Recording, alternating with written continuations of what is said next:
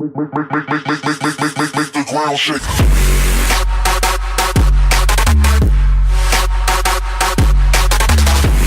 Hello, Guardians to be, and fellow YouTubers. Man, I really gotta come up with something simpler than that. Anyways, today I'm gonna try to cover as much of the PVE aspect of Rise of Iron as I can based on the new Vidoc, which I will link in the description below. And then within a few hours of that, I'll have another video out for the PvP aspect. I could put both of them in the same video, but I have a few points that aren't directly related to the Vidoc, so I figured I would separate them. Okay, so let's get started, and keep in mind the video that's in the background right now is probably not in the same order as what I'm talking about.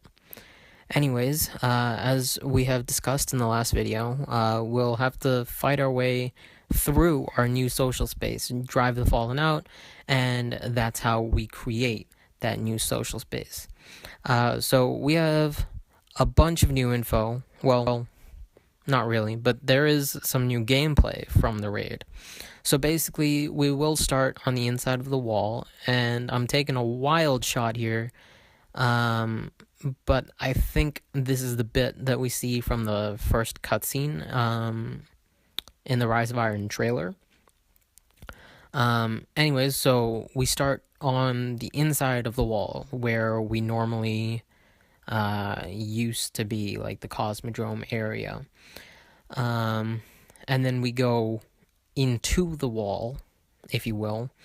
We see that there's a jumping puzzle of some sort.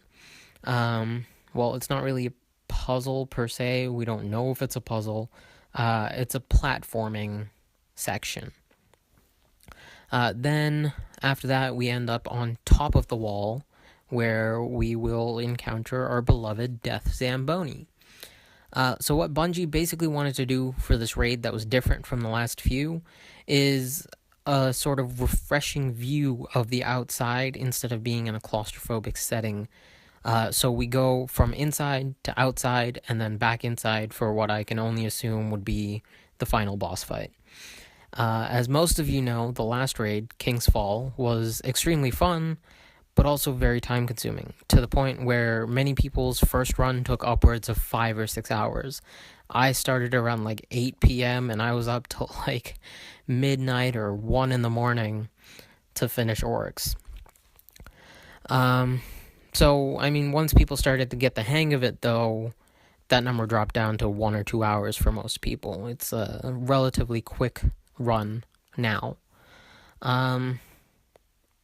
So for some reason, I feel like the next raid that we'll get will probably be very similar. 3 or 4 bosses maybe, a few easy puzzles, a few hard puzzles, like figuring out that the plates were the way to, open the doors or whatever didn't take too long for people. But hopping around on the ship puzzle took a little bit longer. So, I mean, if you guys want, I can put out another video about what I think the raid specifically will be like, but until then, let's just move on. So, as many of you know, we now have the privilege to earn artifacts with abilities tied to them. So there will be 8 new artifacts, and I should probably go into more detail in a different video, but if most of you are following other Destiny channels as well, I'm a little bit late to the party.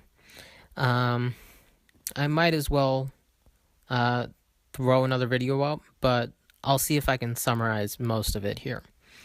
So, in the simplest of terms, artifacts will now have some sort of special abilities, such as unlimited sprint, or the ability to see enemies with full supers, or low health, and much more. Some are focused more towards the PvP action, so I'll talk about those in the PvP video, while others are more useful for PvE action. Okay, so just like with the Taken King expansion, some more weapons are being brought up from year 1. So this time, we'll be getting all the sidearms back. Personally, I hate sidearms, but there has to be a reason for Bungie bringing them back, So we'll see where that takes us. Also, if you have been playing since year 1, our favorite little auto rifle, the Kvostov, is being brought back as an exotic, along with a bunch of new weapons and old ones too.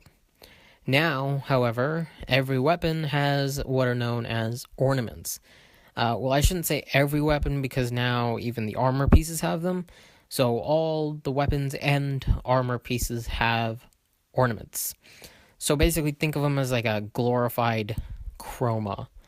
So until now, I haven't really been much of a set collector for armor or anything like that, but now I'm kind of leaning towards starting.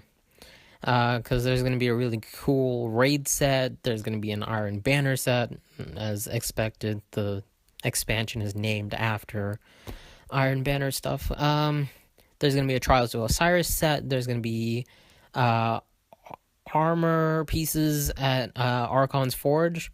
Speaking of Archon's Forge, Bungie thought that a lot of players were enjoying the idea of a Court of Oryx style arena, and said, what the hell, let's give them another one. So the only difference with this one is that once you spawn in, the walls close around you, which means that if you die, you can't get back in because the arena is closed off, so someone will have to revive you. Alright, so that was a lot of info, so let me close with one last bit of PvE news. Although strikes like Sepix Prime and other Year 1 strikes will be brought up, there is a new strike specifically for Rise of Iron. This one is called the Wretched Eye. So basically, a fallen captain has ripped out the eye of an ogre and attached it to his weapon. So while he's shooting at you with that, the now blind ogre is rampaging around the map, Hulk smashing the ground whenever and wherever he pleases. On that pleasant visual, I will leave you. Don't forget to leave a like, comment, and subscribe. I do read all the comments, granted there haven't been too many recently. Anyways, let's try to get this video to 15 likes. Catch you on the flip side, Guardians.